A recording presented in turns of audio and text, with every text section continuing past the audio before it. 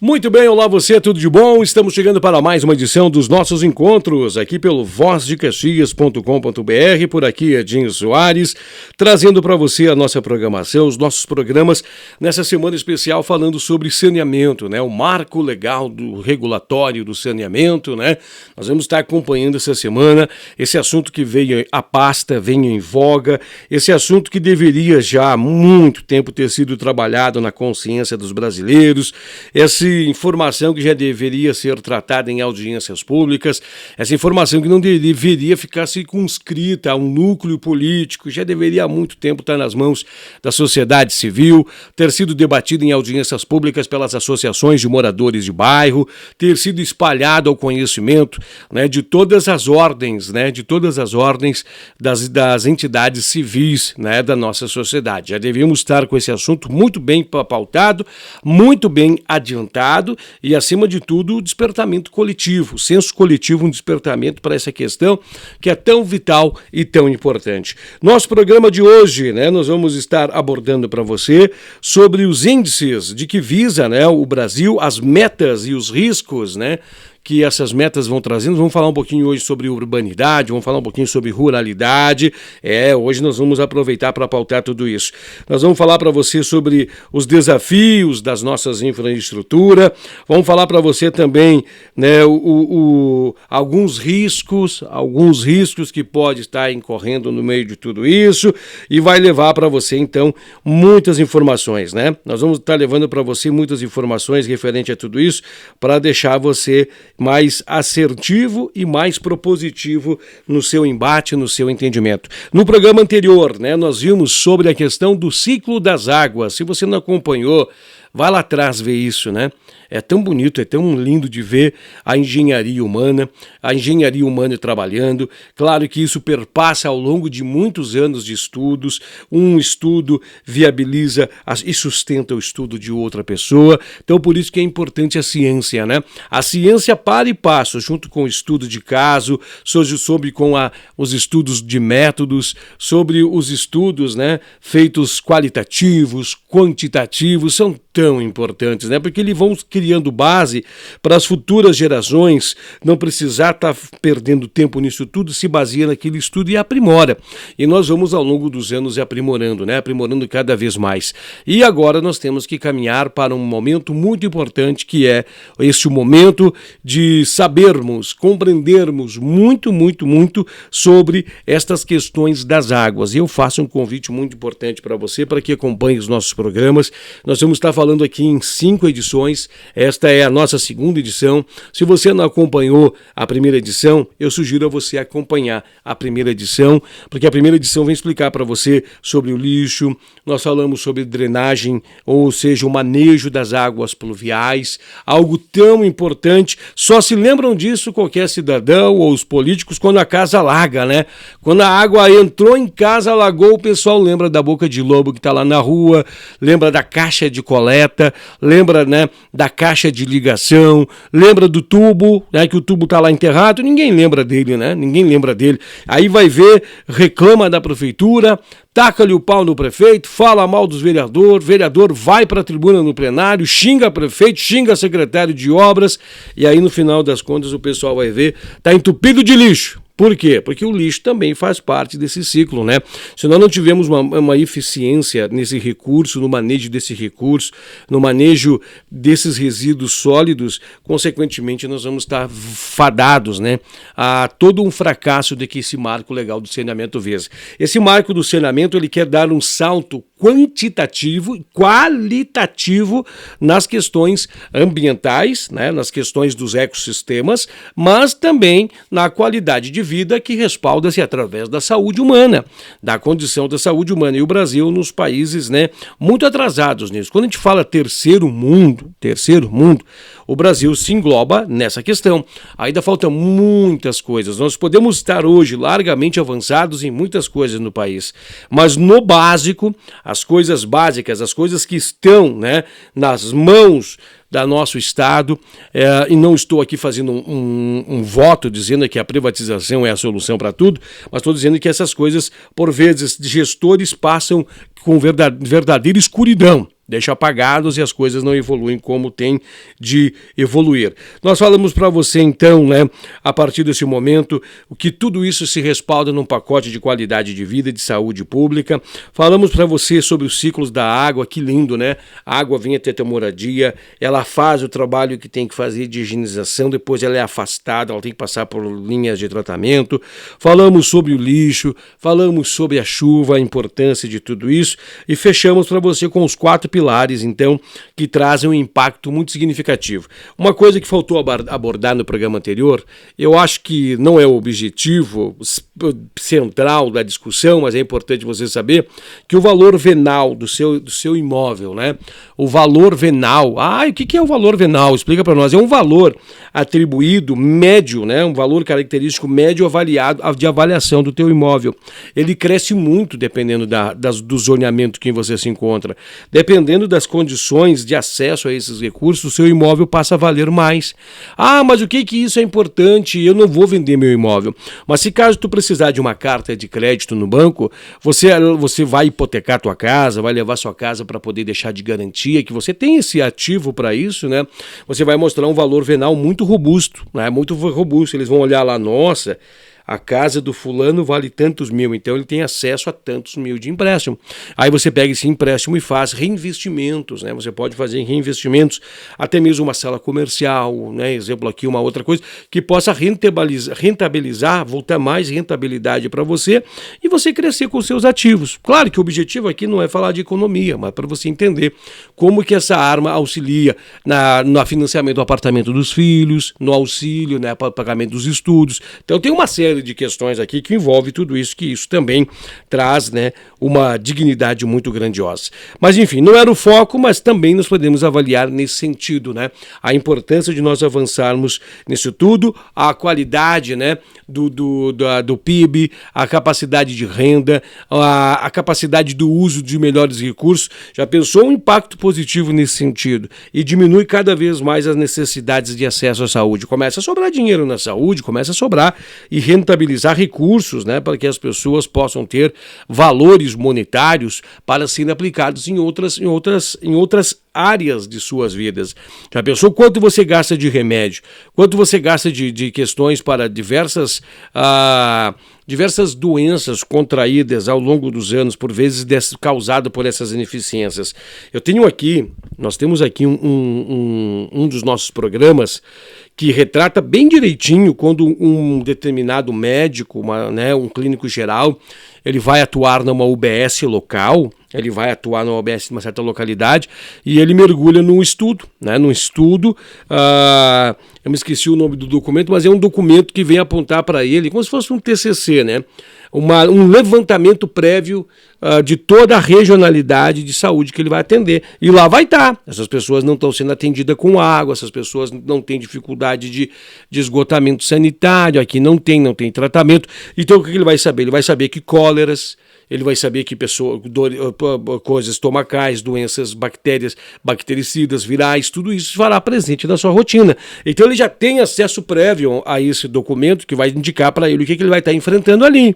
Quais são os maiores índices de situações que ele vai estar enfrentando ali. E eles vão catalogando isso ao longo e produzindo novos relatórios, e esses relatórios vão mostrando que é tudo isso. Então tudo isso traz um determinado número e um determinado quantitativo. Mas o objetivo do nosso programa hoje, após nossa introdução bem longa, é nós falarmos sobre o relógio contra a exclusão, a urgência das metas e os riscos das áreas rurais. Eu havia falado no programa anterior sobre os nossos desafios, o 99% da água e 90% de esgoto sanitário, que é quase uma perfeição. E o Brasil está muito longe de cumprir o marco, né? Mas Caxias do Sul, parabéns à nossa cidade, ela está de certa forma na frente, né? Nós estamos investindo massivamente nisso. Por que a questão hoje nós vamos trabalhar de questão social, por que diz 90% e não 100%, tá? Quais são os 10% que a lei está permitindo de deixar fora e é um alerta que a gente quer fazer quanto a isso, tá? Gente, esses 10%, olha que interessante isso, tá?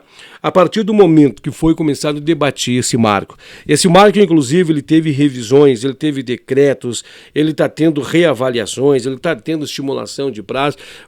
Há um barulho em Brasília. Quando fala disso aí, Brasília treme, o Congresso Nacional berra, presidente, houve barulho de tudo quanto é lado. É difícil, gente, é difícil, mas nós temos que cumprir uma meta nesse sentido. Nós temos que galgar tudo isso. Isso aí tem, para você entender, dentro de um arco maior de cabedal, tem assinaturas de documentos, resoluções, cartas, compromissos acertados internacionalmente, cartas da ONU. Então nós temos que estar cumprindo tudo isso, nós temos que chegar tudo lá. Mas agora o que acontece, né? Foi feita uma análise a gabinete fechado lá dentro, por pessoas que estão há longos anos estudando sobre essa pasta, ou estudando sobre essa causa, sobre essa hidrologia nacional, nosso relevo nacional, pegam as cartas, né, dos passares dos anos e elas vêm atualizando todas elas, que mostram que nós temos zonas rurais que é muito difícil de se chegar, né? Então, como que nós vamos estar atendendo a todo mundo se nós temos locais de difícil acesso? Eu vou usar Caxias do Sul, eu vou usar a cidade de Caxias do Sul como um exemplo aqui, mas meramente um exemplo para nós podermos refletir. Nós temos uma região chamada de Sertória Baixa, tá? Eu estou usando como exemplo vocês. Peço perdão o pessoal de Sertória Baixa, mas é um exemplo. Sertória Baixa, para você ter uma noção, ela fica incrustada na encosta, né, da nossa serra, bem no pé do Rio Caí. Muito próximo lá, as regiões que fazem toda uma divisa, né? Uma divisa de Santa Lúcia do Piauí com Vila Oliva, né? Com Vila Oliva. E, consequentemente, lá naquele pezinho, lá onde eles estão, no meio de um vale, assim, fechado, né? O pessoal tá vendo que eu tô fazendo um gesto aqui para quem tá vendo em vídeo, né? Um vale fechado, onde corre o canal do rio. Eles estão ali ao lado, né? Eles estão ali ao lado. Então, assim, nós já sabemos que é um solo rochoso. Nós já sabemos que é um solo de quantidade de rochas absurdas. E nós sabemos também, né, a grosso modo falando, da cidade até lá, daria em torno de quê? Eu posso estar chutando aqui 35, 40 quilômetros, né?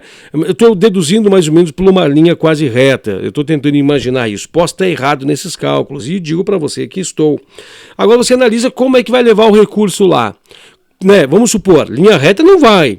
Vai ter que pegar por estradas, vai ter que pegar por pontos, vai ter que fazer, né, desvios, vai ter que fazer dinamitações controladas, estudos de viabilidade econômica, viabilidade técnica, estudos de caso, vai ter que fazer uma série de estudos para fundamentar a necessidade do projeto. Como é que vai chegar lá? Quando vai chegar lá? É difícil. Então, assim, ó, quantos milhares de reais não serão empregados para quando chegar lá? Então, assim, estão tentando fazer nós cumprir uma meta aqui, né? Uma meta de universalização. Mas nós vamos precisar um investimento multimilionário para poder chegar lá e muitas vezes atender 30 residências, 30 famílias, 40 famílias. Então aí entra uma regra, né? A regra dos 10%. Essa regra dos 10% traz a objetividade de pegar o total de uma área, o 100% de uma área e fazer um cálculo e deixar 10% à margem de tudo isso. Isso é um risco, de certa forma, tá? Isso é um risco porque serão penalizadas consequentemente, áreas distintas das regiões centrais, né, dos núcleos centrais dos municípios. Então podemos dizer para vocês assim, ó, Galópolis, Criúva, Santa Lúcia com custo alto, né, uma empresa privada, se for fazer isso, né, vai ter que utilizar como? Para poder fazer até lá, e quando chegar até lá, e qual vai ser os argumentos para poder chegar até lá. Então, assim, vai ter um monte de desafios para poder cumprir essa cota. A questão da água, ela pode ser um pouco diferente, né? A questão da água pode ser, de certa feita, um pouco diferente. Nós podemos, nesse exato momento, fazer caixas da água, utilizar caminhões, os caminhões fazem o transporte, mas olha quantos quilômetros e quanto o custo de diesel. Então, tudo tem um custo, né? Então, o que acontece? Foi feito, então, uma elasticidade, foi deixado um quantitativo, de certa forma vai penalizar muito as áreas rurais, porque no meio rural há uma extensa necessidade de uma água de qualidade. Porque o que acontece? Nós estamos fazendo poços, né? As áreas muitas vezes de fora têm poços artesianos, e anos postos tal, mas e a garantia de que isso vai, quantos anos vai durar, a garantia de que isso vai ser efetivo, a garantia de que isso vai dar conta das necessidades humanas e o controle, né, do esgotamento de tudo isso, como é que vai ser feito tudo lá. Então tem uma série de quesitos que levaram a entender, mediante o diálogo, que era de suma importância, então, deixar de fora essa cota, né, dos 10% que vai trazer essa flexibilização. Mas há um alerta muito grande, né? Há uma alerta muito grande. Outra coisa também que vai penalizar muitos 10%, é as áreas de ocupação irregular. Então, dentro do quantitativo, essas áreas de ocupação irregular, que são áreas que não tem ainda meio jurídico de atender, como é que um prefeito vai mostrar para a Caixa Econômica Federal um projeto para levar água para uma terra particular, que juridicamente ainda é particular, ou está com caso de irregularidade? Não tem métodos, não tem meio. Até mesmo para justificar um investimento lá, né? E Caxias do Sul está lutando para regularizar as áreas ao entorno para poder cumprir o marco, né? Então você para analisar o quanto que é importante tudo isso. E essas áreas poderão ser penalizadas e entrar nessas cotas dos 10%. Então, assim, entenda tudo isso. Entenda onde você se encontra e as dificuldades que você está e o que pode acontecer com a tua região, né? A tua região pode ficar desabastecida por vezes por ser uma área irregular, porque tudo que couber dentro da cota dos 10% vai ser sem sombra de dúvida colocada, né? Sem sombra de dúvida eles vão colocar tudo isso. Agora um detalhe que é muito importante, tá? Se não bater a meta, vamos supor né, vamos usar como exemplo Caxias do Sul, tá? Vamos fazer uma exposição de Caxias do Sul. Se Caxias do Sul não conseguir apresentar os índices, não conseguir apresentar de forma sólida, contundente, que conseguirá correr atrás do atraso. Nós já estamos evoluindo muito, mas ainda muito atraso. E se não bater essa meta, o gestor público vai responder judicialmente, tá? Vai responder judicialmente. E mais uma, não poderá a determinada municipalidade, o determinado município, a poder, né, contrair o financiamento federal. Então, ou seja, a partir do momento existe uma determinadas regulações que os municípios têm de cumprir. Tem que ser um bom pagador, não pode ter dívidas disso, tem que estar em dia com os índices de saúde, tem que estar em dia com as metas da educação, tem que ter números lá para mostrar, que está mostrando e que está trabalhando. Quando chega lá, os números não batem, o financiamento não vem, né? É como se você já fosse uma pessoa que tivesse com dívida e quisesse mais dinheiro do banco. O banco não vai conseguir atender às suas necessidades. Então, para você ver a importância que é esse assunto para Caxias do Sul e toda a região, a importância que tudo isso traz, né, em cima de um tema que é muito importante. Então, é muito importante você saber sobre esta questão desta temática, tá bom? Nós estamos encaminhando a nossa programação ao seu término. Eu espero que tenha feito sentido para você esse programa. Eu espero que tenha todo esse cabedal de situações ter mostrado para você por que nós estamos perseguindo essa meta, por que essa meta é importante, as penalizações que poderão vir, o acesso ao não acesso a recursos federais. Caxias do Sul, gente, nós estamos chegando, né, praticamente ao índice dos 500 mil. Nós estamos chegando, né? O IBGE vem aqui, faz alguns cálculos e diz que ainda não chegamos, né? Mas quando a cidade chegar aos 500 mil habitantes, nós vamos passar para outra classificação na tabela do índice de cidades. E essa tabela abrirá, pelo Estatuto das Cidades, um leque de atendimento financeiro diferenciado. Nós vamos poder ter acesso a outras modalidades de investimentos e valores que estão preconizados no Estatuto da Cidade, com que fará com que Caxias do Sul se programe para um verdadeiro salto, para que ela se adeque dentro das cidades que estão acima dos 500 mil habitantes. Então tem um salto de investimentos federais. E já pensou nós ficarmos penalizados e não atingirmos um índice desse, né, para poder ter acesso a tudo isso? Então você observe o que está em jogo com tudo isso. Quer mais informações? Eu sugiro a você buscar seus vereadores, o presidente da Associação de Moradores de Bairro, uma pessoa muito importante para buscar. Busca também, tá? Busca também informações diretamente, né, com as autarquias, com a prefeitura, com o seu parlamentar, busca informações com pessoas da entidade civil, tem que se debater esse tema. Esse tema não pode ficar engavetado em gavetas ou dentro de gabinetes políticos, tem que ser trazido para a sociedade e de forma urgente, tá bom? Assim nós vamos encerrando mais uma de nossas edições, os nossos encontros aqui pelo vozdecaxias.com.br. Eu espero que você esteja gostando dos nossos programas, eu espero que esses programas estejam fazendo a diferença no seu entendimento, eu espero que esses programas, estejam de verdade sendo contributivos e colaboradores na sua formação de entendimento para que você tenha uma opinião, para que você tenha um posicionamento adequado e correto e entenda tudo o que está acontecendo. E mais, no nosso próximo encontro, nós vamos falar sobre a regionalização, vamos estar tocando para você no assunto muito importante, o cheque-mate do SAMAI, a perda de autonomia, nós vamos estar, colocando todo esse pensamento para você. Nós vamos estar trazendo toda essa forma de dinâmica de pensamento para que você possa refletir e você ver o que está em jogo. Aí você vai entender porque em Caxias do Sul está esses vídeos rolando, pessoas lutando pela autonomia do SAMAI, pessoas estão dizendo que querem levar o SAMAI na mão grande, pessoas dizendo que querem privatizar o SAMAI, tudo isso nos nossos próximos encontros. Edinho Soares fica por aqui, obrigado pelo teu carinho, obrigado pela tua companhia, espero que esteja gostando dos nossos programas. Até o nosso próximo encontro. Tchau, tchau, grande abraço para você.